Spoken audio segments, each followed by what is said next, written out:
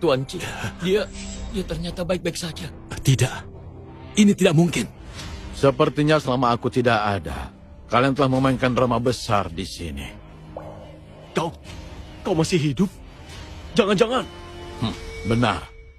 Karena kalian yang memulai permainan ini, aku mengikuti rencana kalian dan meminta Song Yuan bekerja sama denganku untuk menyelesaikan drama ini dengan kalian. Badut kecil sudah menampakkan diri. Aku bisa menutup jaring sekarang. Pakcik, ini semua ulah Cili. Dia menghasutku. Aku hanya tertipu olehnya. Baiklah. Orang yang setia pada perusahaan tidak akan kusalahkan satupun. Dan orang yang mengkhianati perusahaan tidak akan kulepaskan satupun. Masalah ini, kita tunda dulu. Biarkan aku menyelesaikan urusan keluarga terlebih dahulu. Terima kasih atas bantuanmu. Tidak masalah. Yang penting rencananya berjalan lancar. Cili, aku selalu baik padamu. Tapi kau membalas kebaikan dan kejahatan dan berencana merebut harta keluarga Ci. Apa kau masih punya sesuatu untuk dikatakan? Nenek harus terus membela aku ya, Nek ya. Aku selalu memikirkan kebaikan keluarga C. Paman sengaja menjebakku dan memfitnahku. Itu yang dia lakukan. Cicang, syukurlah kau tidak apa-apa. Tidak apa-apa. Xiaoli masih anak-anak. Bisakah kau berhenti bicara? Dia masih anak-anak? Aku pikir tidak begitu. Sejak beberapa tahun lalu dia sudah mulai menggelapkan dana perusahaan untuk kepentingan pribadinya. Dia juga menjalin hubungan dengan grup Tianyu, memanfaatkan dana tersebut untuk melancarkan berbagai urusan, membentuk faksi di dalam perusahaan, dan beli loyalitas orang-orang. Ini cukup membuktikan bahwa untuk hari ini, dia telah merencanakan semuanya sejak lama. Cili, kali ini perbuatanmu benar-benar keterlaluan. Begini, kau harus pecat Cili dari perusahaan. Dan kau minta maaf kepada pamanmu. Nenek, aku tidak...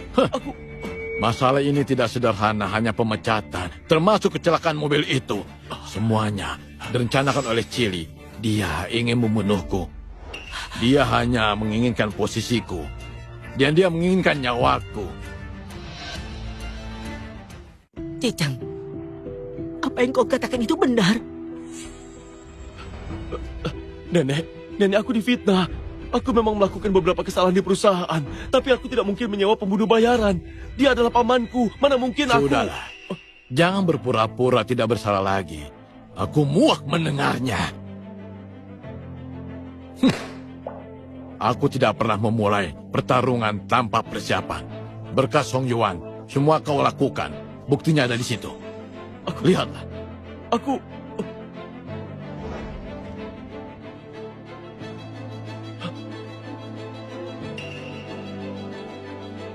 Nenek, aku... Nenek!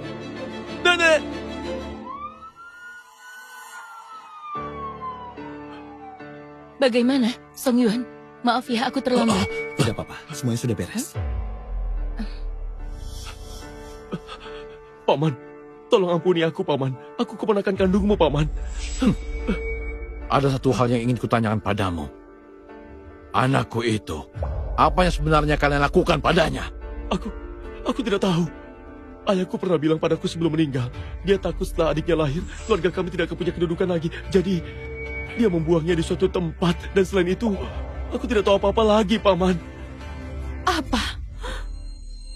Jadi anak kita masih hidup? Ini juga perbuatan kalian. Bibi, tolong ampuni aku, Bibi. Tolong, aku mohon padamu, Bibi. Simpan kata-kata itu untuk polisi saja. Berikan pengakuan yang jelas. Mungkin kau akan menderita lebih sedikit.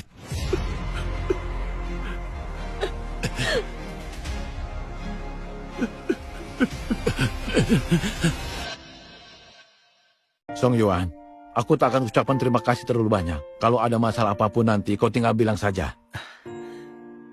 Tuan Ci, saya hanya tidak tahan melihat kelakuan orang-orang itu saja. Tuan Song, pakaian Anda berantakan.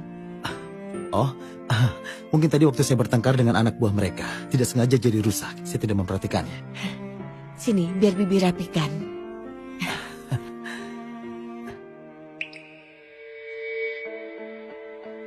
Nyonya Ci, saya tidak terluka. Hanya perlu pulang dan ganti baju saja. Terima kasih. Kalian pasti masih punya banyak urusan yang harus dikerjakan. Jadi kami pamit dulu. Memang benar. Setelah masa sibuk ini berlalu, aku akan cari tahu untuk kita makan bersama. Baiklah, sampai jumpa.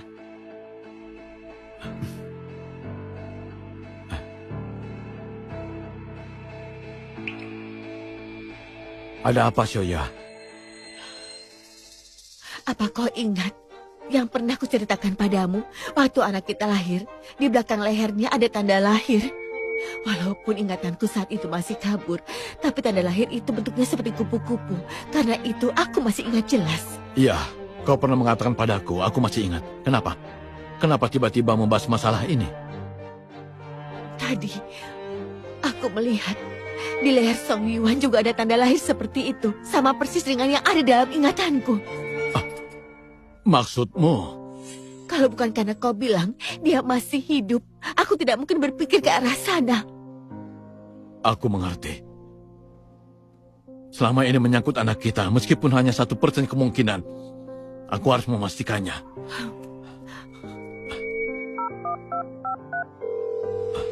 Halo, kalian diam-diam kumpulkan DNA Song Yuan untukku. Aku yang melakukannya tes DNA. Jangan buang-buang waktu. Lakukan secepatnya.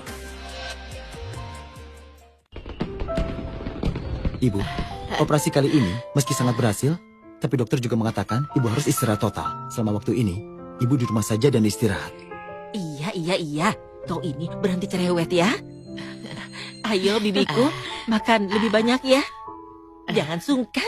Aduh, aku benar-benar minta maaf sudah mengganggu kalian, terutama karena setiap kali tahun baru di tempatku terasa sangat sepi. Di rumah besan ini, keluarga kalian terasa lebih meriah. Bibiku, suasana tahun baru ini tidak ada hubungannya dengan rumah. Yang paling penting adalah orangnya. Kalau Anda tidak keberatan, tahun depan seluruh keluarga kami akan merayakan di rumah Anda. Saya jamin Anda akan merasakan kemeriahan yang luar biasa. Iya. Baik. Song Yuan.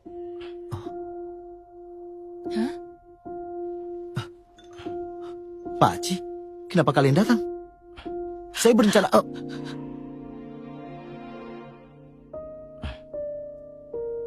Nyonya Ci? Sudahlah, Shoya. Jangan menakuti Song Yuan. Maaf, aku terlalu bersemangat. Tidak apa-apa. Song Yuan, ada apa? Aku tidak tahu. Song Yuan, ini keluargamu kan? Halo semuanya. Halo. Maaf aku telah mengganggu. Kalian ada di sini, aku langsung ke intinya. Song Yu masih memanggilku Direktur Ci. Ayah, Ibu. Iya.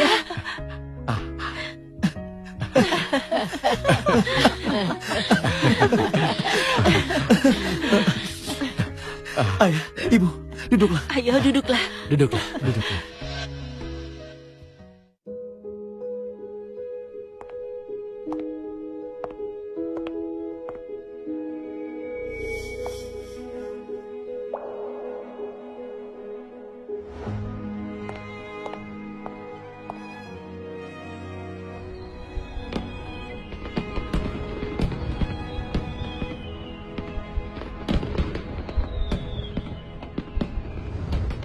Tetap berterima kasih padamu, kawan.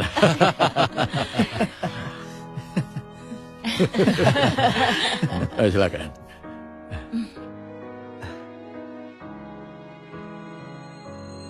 Ayah, Ibu, Nenek, kebetulan hari ini aku ingin umumkan sesuatu. Oh, Ada apa? Terlihat misterius begitu. Aku hamil. Bayinya kembar. Sejak kapan? Bagus sekali. Hari ini benar-benar ada 2 kebahagiaan sekaligus. Tidak, 3 kebahagiaan. Sepertinya kedatangan kami tepat pada waktunya. Baru masuk rumah ini langsung jadi kakek nenek. Iya, benar sekali. Kalian kakek nenek itu apa-apaan? Aku malah jadi buyut. Kau memang hebat.